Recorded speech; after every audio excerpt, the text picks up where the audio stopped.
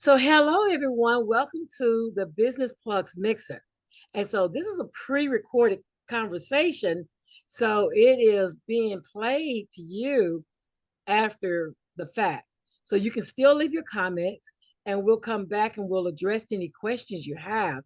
Have left the contact information for Chulu in the description of this video. So, please reach out to her. So, hey, Chulu, how are you?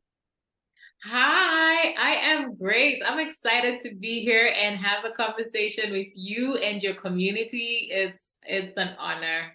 Oh, well, I consider we're honored as well. So, Chulu, tell the people they haven't seen you in over a year. So, tell them who you are and what you do. Okay, so again, my name is Chulu, and I am I'd say the proprietor of Africana Woman, founder, CEO. And in a summary, I know people want, they ask like, do an elevator pitch. So my elevator pitch is that I help women live healthy lives as Mm, a tool to build wealth. I love it. I love it. So, Chulu, how did you get started? Oh, wow. That's a long story. Okay. Well, I think around the time that you and I met, I was actually doing something completely different. So I'm a creative at heart. I love to create. Creativity is something that just flows through me. And I feel like if I'm not creating, then there's something wrong, right? So the business that I had at the time was a cake business. And I Right. was doing wedding cakes. Yes. And I even was nominated as one of the best wedding cake designers in Zambia. So I'm from Zambia. That's why it's being pre-recorded. The time difference is a bit hectic. And, it was a business that I had started with my mother, probably about 4 years prior.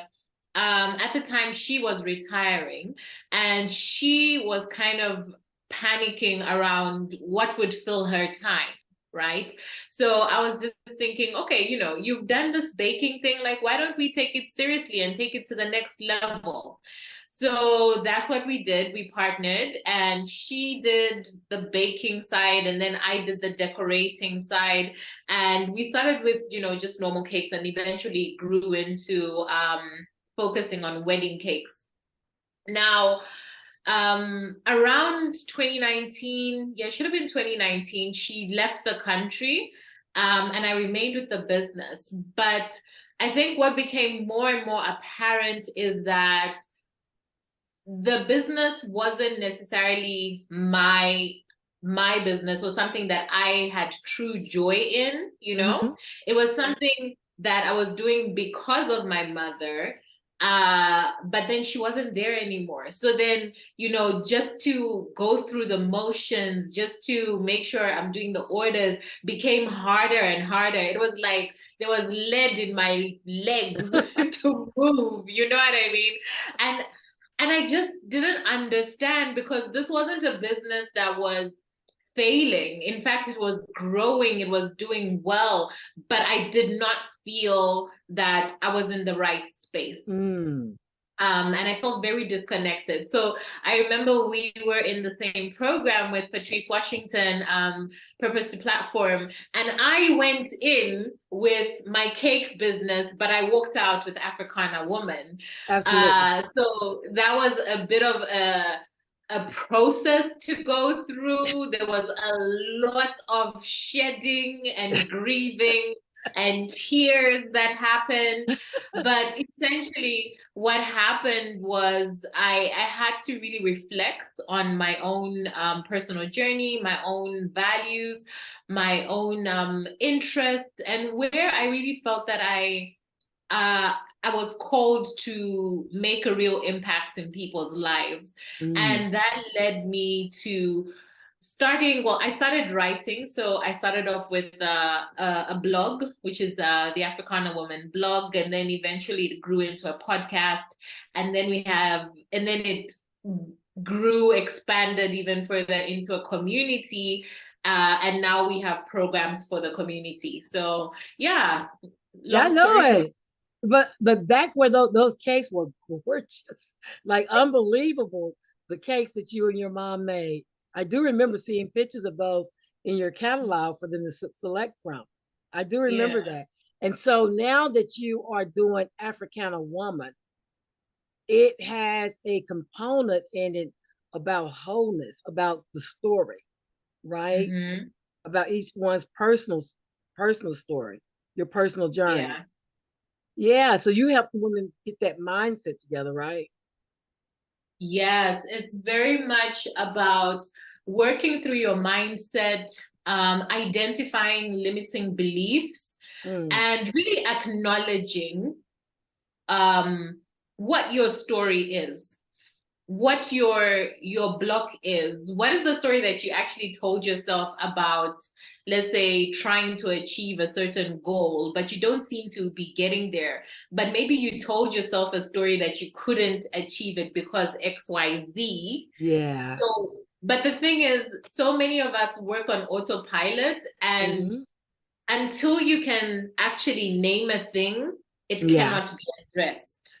absolutely. Absolutely. I love that. I love that. And then the other component is wealth, is building your Mhm. own wealth from your story. Yeah. And so Yeah. you're teaching that as well. Yes. Now, the beauty I love about helping people to think around wealth is really helping them understand that wealth is your own definition. It's unique to you. So what might be wealth to somebody else is completely different to to your neighbor, to your friends, to your coworkers. And it's okay to define wealth for yourself, Yeah, because you might find that, oh, having that Sunday brunch with your grandkids and your kids, that just fills you up with so much joy. And it's not always about money. exactly. So I love to tell the ladies over and over again, you're building a lifestyle, and it's not just these different components of your life, right? You've got your work in the silo, you've got your personal life in the silo, all of those things, but we're bringing it together so that it sits in harmony and it works together as a lifestyle that you actually are so activated to be a part of. I love It's not that, oh gosh, now I have to go to work. And, because, they say like Monday is the most hated day of the week. Why? Because we've put it in our minds like, oh my God, Monday, I'm going to, I have to go to work. But instead of saying I have to go to work, I get to go to work. I'm excited absolutely. to go to work. I love what I do because I am serving the people that I'm meant to serve. So what are you doing around building that lifestyle that really, really makes you happy in all of the places that you are? I love that. And I love that intentionality of that, right? Mm, Because when you are doing something that you don't love, right? But there's a period of time where you may have selected doing something like baking cakes that you didn't yeah, love. And then when you yeah, align yourself, realign yourself with who you really are, that is the ultimate way to live your life. Like knowing yeah, what your purpose and your meaning is it's a whole redevelopment of how you operate in the world and how you see yourself, like truly yeah, see yourself. Because a lot of us, yeah. a lot of entrepreneurs, small business owners follow me, and a lot of them are like you, starting a business because of something else or someone else, and then they Mm-hmm. find that they're dissatisfied, right? Because it's not fulfilling when you're walking somebody else's journey. And so then you could help them realign their mindsets and find out what their true purposes are so that they're able to walk along their own journey and to be more in harmony with themselves. Yeah. That's remarkable. That's remarkable because who wants to live every day frustrated? Like, how Right? frustrated were you running that Oh, shop by yourself? How much frustration? I I was so frustrated. You have no idea. You know, I got to a point where I began to resent my clients, you know, and I think when I got to that point, I said, yeah, you need to get out of this. Because if you do not like the people that you work for, but you know, cooking is one of those things, baking, dealing with food. I always used to say that I bake from my heart, Yeah. right? And I would literally, when I'm putting in a cake in the oven, I would put a prayer on it and I'd say bake well because, and you know, everything that I did, it was a very sacred practice. But then when I got to a point where I now started resenting the clients and I just get so irritated, any request they make, I'll be, you know, I would have a short fuse and customer service, you know, just started going down. I know the level that I usually am at when I'm dealing with people, but you know, you can tell the differences and you can tell things sneaking in. And I knew that I just could not stay with this path. Yes, it was a great business. Yes, it was, you know, profitable, but it wasn't for me. And I love when you said that it felt like you had lead on your legs, like you were walking with lead. And that's because it becomes a weight. It becomes Mm-hmm. a weight on your soul and your presence trying to every day. You know, when you talk about bad Mondays. So Monday used to be my day of discontent. But what I decided to do once I started working for myself, I take very few appointments on Mondays. Like I take or none at all on Mondays. I changed the way Mondays feel. And I also love Fridays. And so I take very few appointments on Fridays. So the rest of the week, I'm okay with working, even Yeah. Sundays by appointment, because I have my show that comes on Sundays, right?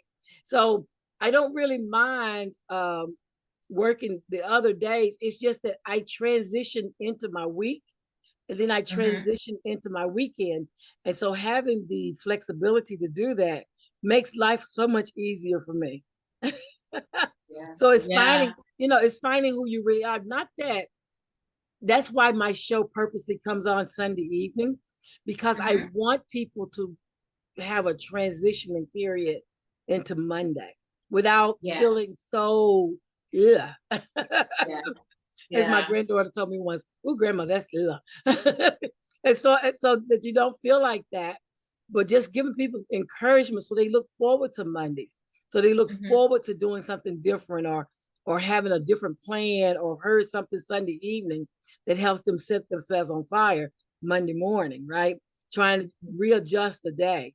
So I like that you found your alignment and your assignment that you should be doing. And this fills your soul, right? It does. It absolutely does.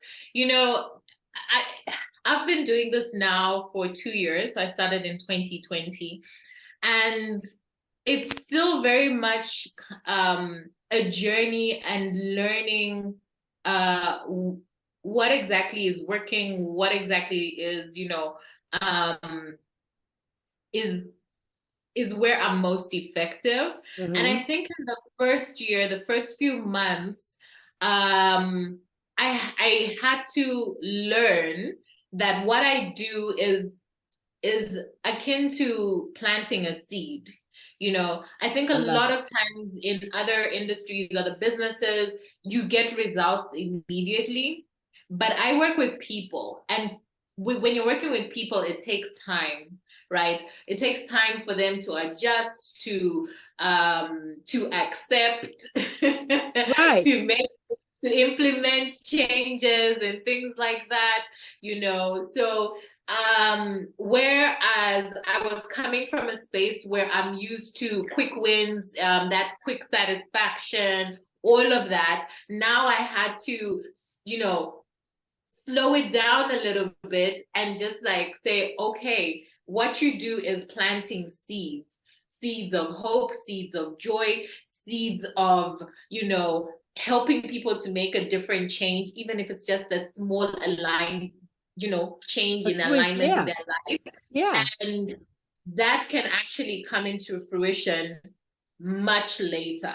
You're, you know, and that was just a different, it was something that I had to learn, and a mind shift that I needed to go through. But again, I think it's as with any business, you learn as you go, right? Absolutely. And So you're doing behavior and emotional health. And so mm, you're helping people unpack years of baggage. Like you're yeah. helping them. And so that takes time because it didn't happen overnight. And some of the Hmm. things that they went through in life has caused them to be in, in very, very dark places. And so coming out of that, relearning, unlearning some things that they used to serve them when they were younger, and relearning things that are more positive, or first time learning something that are things that are more positive, takes time, right? Yeah. And so see, I do the same thing in business with my new business owners, because a lot of them believe the dream. Like they woke up with Mm, a dream, and the dream had all the bells and whistles, and they think that's exactly what their businesses need to look like today. But the truth of yeah. the matter is, there's some work to be done before it gets to that dream state. And Hmm. so having to help them to unload all the bells and whistles, because they want to start with all the bells and whistles, understanding, Yeah. my brand new business, put me in a $10,000 building, put me in a $15,000 building, put me in a $15 million building. Like, and so of course we all want that, but Yeah. when you're first starting out, it takes a while to get to there. And so just like with you, of course, this person wants to walk in their purpose and be free of all the things that have held them back for years. But as they unpack that emotional drama, that emotional trauma, then it's going to take a while to look and find out who they really are. Yeah. I can remember Yeah. a part of my life when I thought red was my favorite color. I mean, Yeah. I really thought red was my favorite color. And I would tell anybody, that's red, that's red, it's red. And I was just in a bad relationship. And that was just anger. That was my anger. That was my favorite color is seafoam. It's more of a blue-green, a real calming Yeah. color. But until I unpacked those Yeah. emotions that I kept pent up, that most of the time were unconscious biases that I didn't even know I Hmm. had. Like Yeah. unpacking that. And so in your line of work, I wish you were around then. In your line of work, I needed you. I needed you to help me to find my true self. In your line of work, women come to you. Women are all you serve, right? Yes, I focus on women, and also women of African descent. Yeah. Oh, okay. Okay. And so in your line of work, women come to you broken, or unable to Mm. unable to put their finger on what's Yeah. what's the problem. Like they know they have dreams. Yeah. Yeah, they know Yeah. they I have think, dreams. I think there's different, probably about two or three different types of women. You have the women who are um they're not very self-conscious, because I think, a lot of when you work in like the self-development space, it's a lot about being mindful, Mm-hmm. really tapping into your subconscious, really understanding why am I operating in the way that I'm operating. But there's some people who are completely out of touch. So they're out of touch with their emotions. They're Mm. out of touch with even their physical bodies, and they're sort of on like autopilot. They kind of know, it's kind of like they know the right things to say, Mm. but they're not really feeling it from a deep and emotional space, Mm. a, a deep and authentic space, So you've got those types of people. So those are people who, it definitely takes a bit more. To really just get them to, one, really get in touch with themselves and really have a real conversation with Yeah. yourself. Yeah. And just bring about that awareness. And Mm. then you have people that are further along the spectrum of their self-awareness, where they know that there's something that could be holding them back, but they're not really able to identify what that is by themselves. Mm. So they come into the space, and I think one of the strengths about Africana Woman is that we are very strong on community, Yeah. and within community, you are able to see other people's progress, development, breakthroughs, and it kind of inspires you to think a little bit deeper about yourself. And there's sometimes that you don't even have the vocabulary yet for what you may be experiencing, but when you see it and hear somebody else go through something very similar to you, then it clicks in your mind to say, oh wait, Right. there's a Those are correlation. triggers. Yeah. Yeah. Right? Yeah.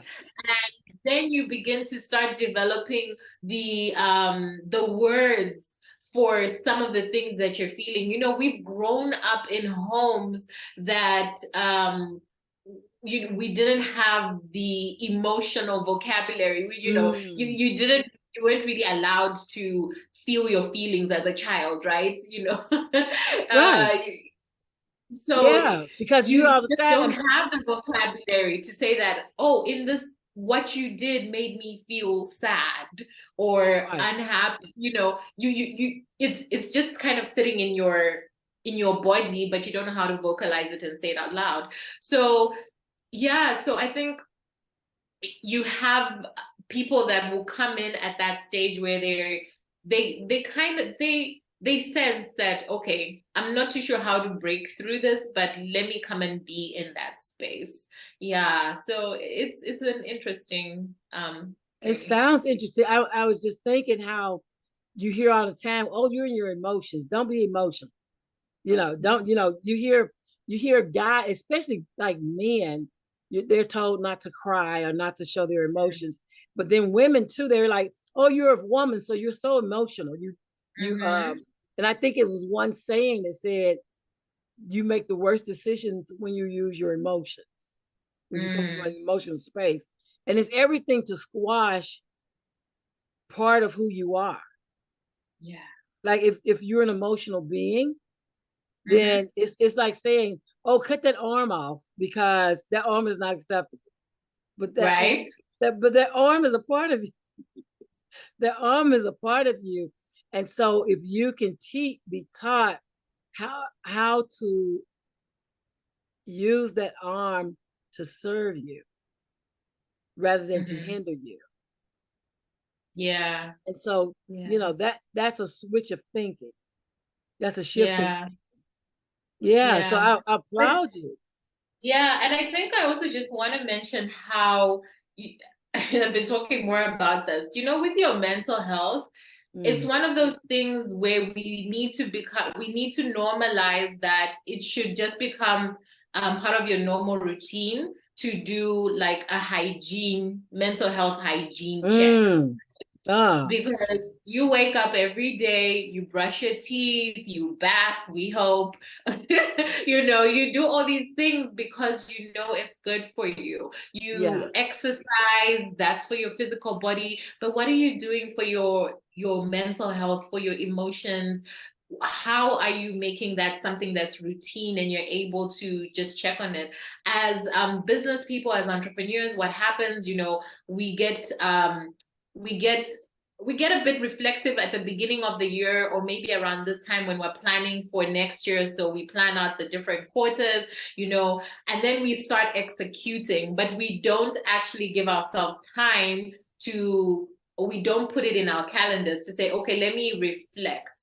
How is this actually going? How has my year actually been?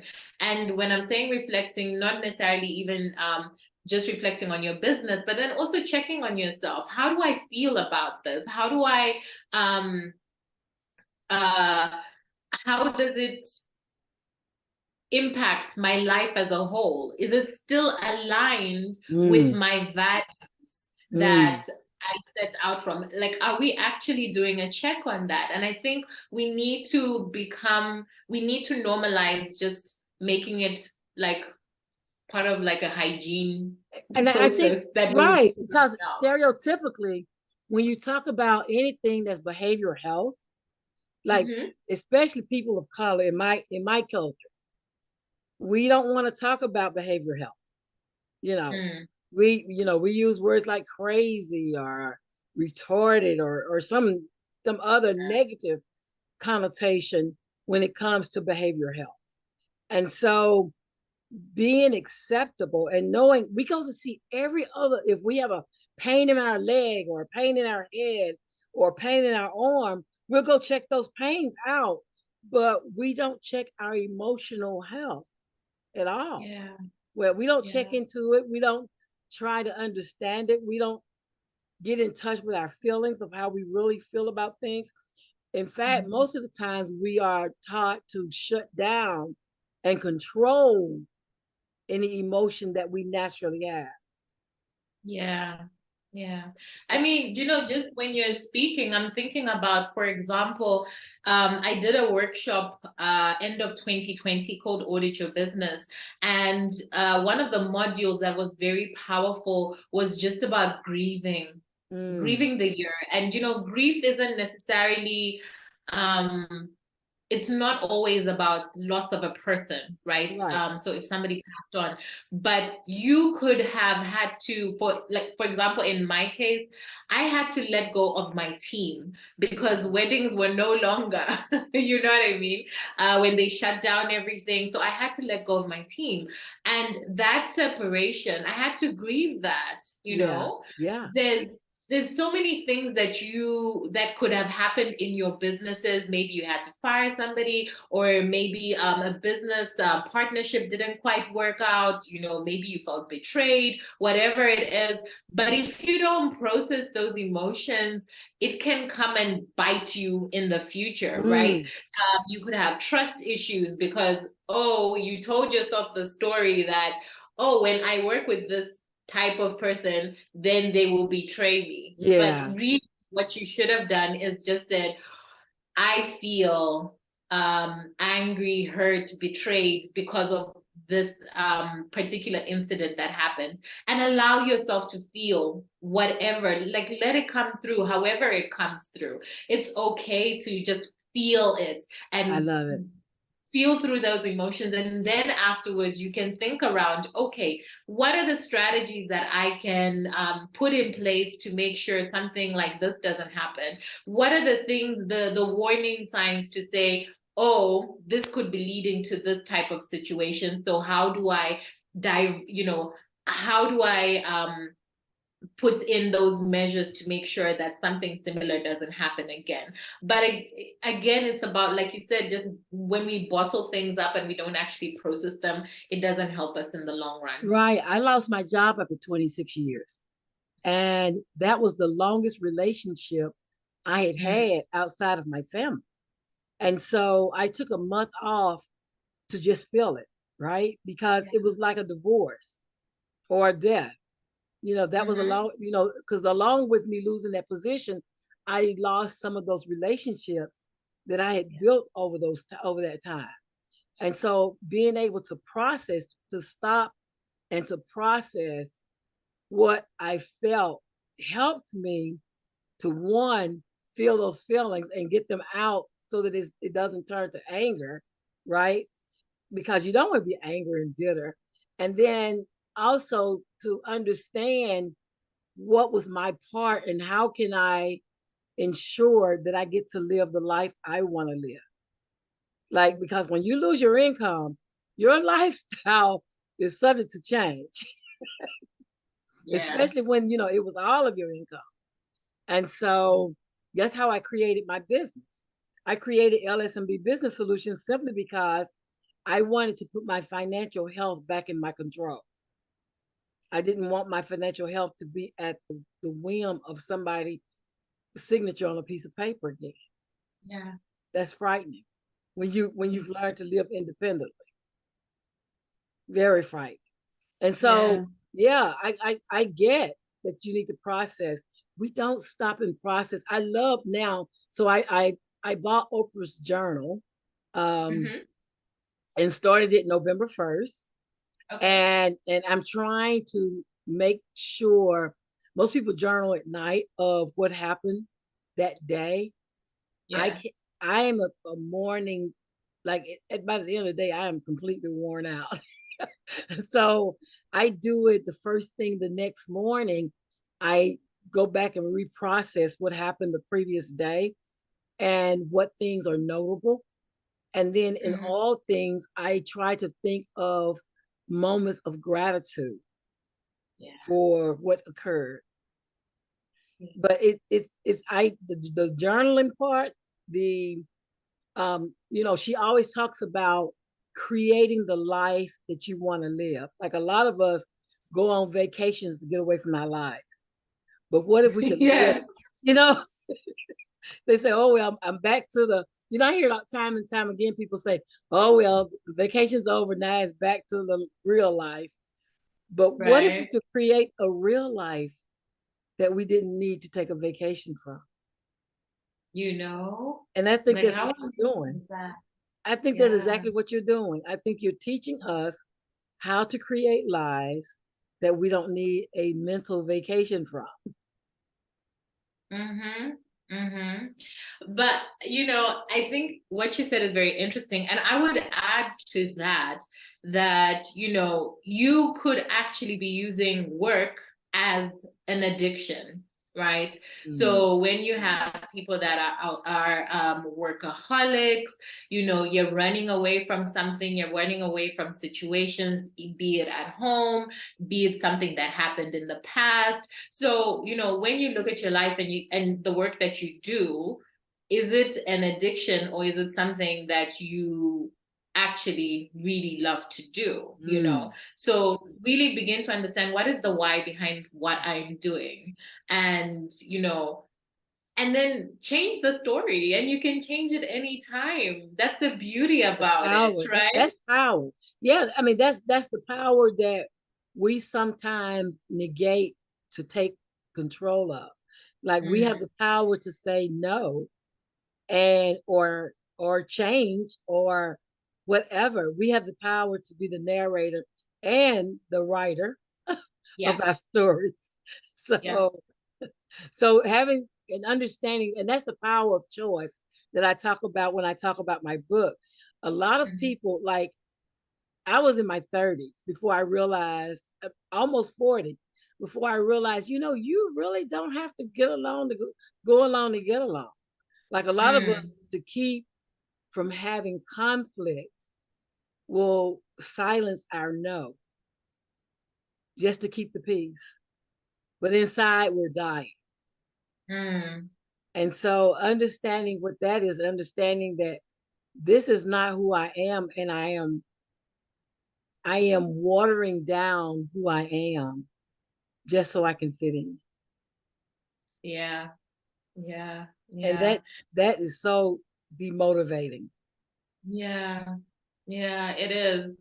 And I think it sort of creeps up on you as well, Mm, Um, I wrote a piece earlier this year where I just realized that I was playing small, mm. you know.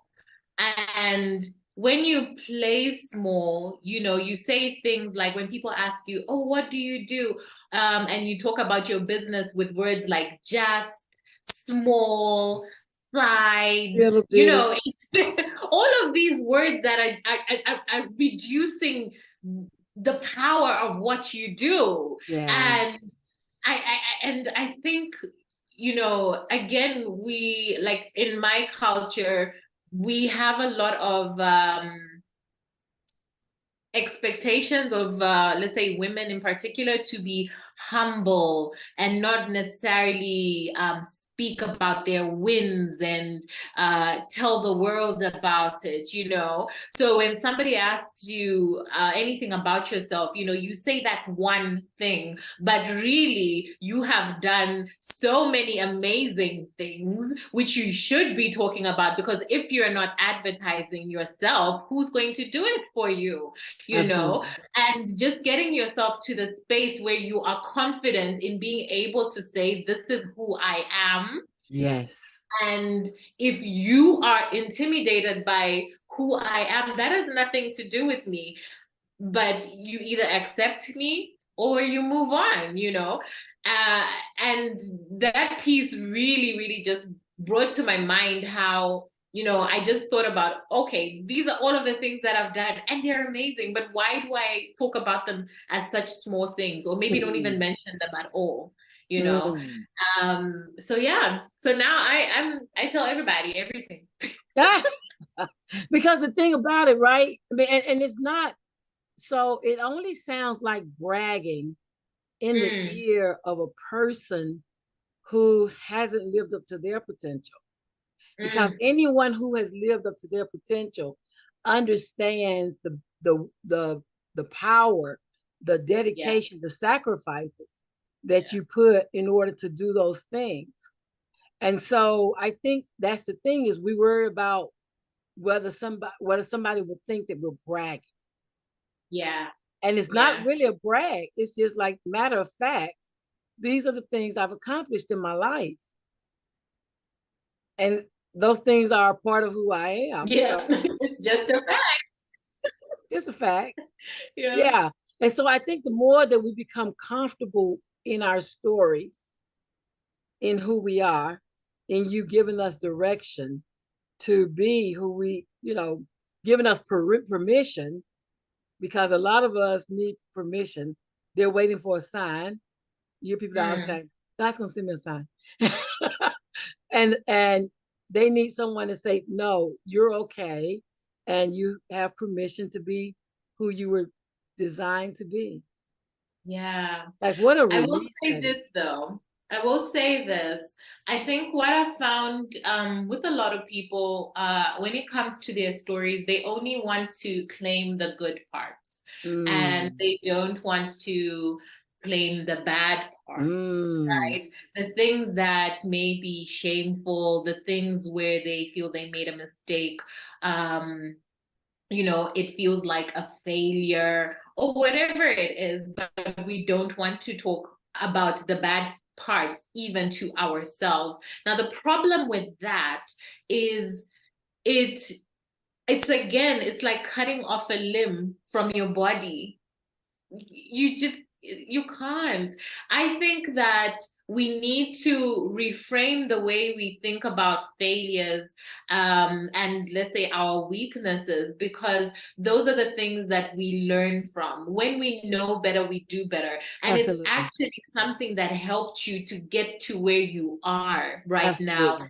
Even if you had a traumatic experience, that could possibly have helped you be more empathetic with other people who have that same experience. And you know, they're more drawn to you, they open up to you or whatever it is. But it is even the bad things that have happened that have an impact on the life that you're creating right now. So I don't mean to say that, you know, you have to broadcast it everywhere, but I want you as an individual to accept, yes, this thing did happen, this negative thing did happen.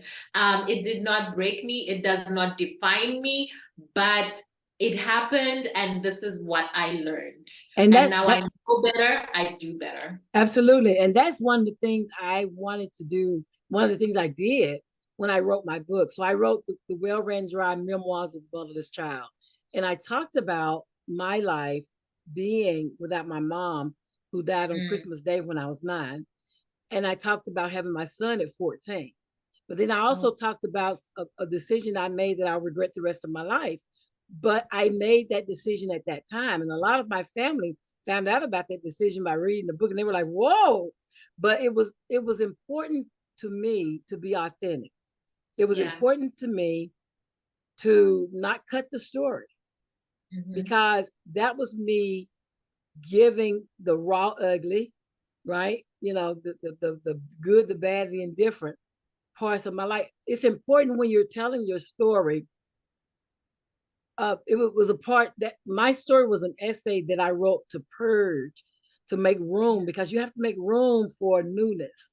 And so my story was an essay that I wrote 7 years before I printed it, in order to purge that, because I felt like after I had a conversation with my long lost brother, I could let those emotions go. And so once I let those emotions go and wrote them down, they later became a book that's in the Library of Congress now. You know, so yeah, so having the having the courage to tell your story the way it happened, because what that did was it draws people who need to tell their stories. You give them permission to tell their stories too. And that's the part where we all meet, is that you find that we have more similarities than we have differences when we tell our unbiased, true, raw stories. So I love that you're helping us to come to those things, to tell those things that happen the way they happen, and not trying to sugarcoat them or not trying to water them down because it makes us feel some kind of way. It was so therapeutic to write those pages. I mean, it was like, man, why didn't I do that sooner? Because since that day that I finished the last the last sentence, I have made room for so much newness, and it's been a totally different life. Yeah. So thank you for doing that. And so we're going to wrap up because we don't want to go over the hour. So we're going to wrap up, and we're going to give you the opportunity to leave lasting words to our listeners who have been along with us in this conversation. Oh, wow. Wow. First of all, thank you so much for listening and watching. I do not take it lightly that you have taken your time out of your day to listen to us. I believe that, you know, there is something that you have been called to do, and you know what it is. I don't need to tell you what it is. The Spirit has called you. He's told you over and over and over again. And you are doubting, making excuses, whatever it is. But there is something that you've been called to do. And I believe it's important to just start. You don't have to know all of the details. You could have seen the big picture, but just start where you are. You have absolutely everything that you need right now to just start, right? And I think it's also very important to dream big. So many times we're so afraid to have those grandiose dreams because they scare us. We are scared of success, or we could be scared of failure. And it's okay to dream. I love dreaming. Dreaming is free. So if you're going to dream, then dream big, don't dream small. And most of the times when you dream for something, you will kind of maybe be just shy of it. So imagine when you dream small, you're going to, but if you dream bigger, you're going to surprise yourself on what you actually achieve. And I think it's so important to evolve. A part and parcel of life. You are not the same person you were today as the person that you were last year, as the person you were when you were a little child. And, it's okay. It's okay to let go of the things in the past and then move on and evolve, learn, be an avid learner, keep bringing new experiences into your life and just making your life fuller. And I think that creating the life of your dreams is not impossible. You just have to believe that you can. I love it. I love it. Those are great words. My name is Linda Murray Bullard. They call me the business plug. And you've just listened to Chulu, who's talking about Africana Woman. She's the founder and creator. Reach out to her in the information that's in this discussion. And we'll see you next Sunday, 7 p.m. Eastern Time on the Business Plugs Mixer. Have a great one, everyone.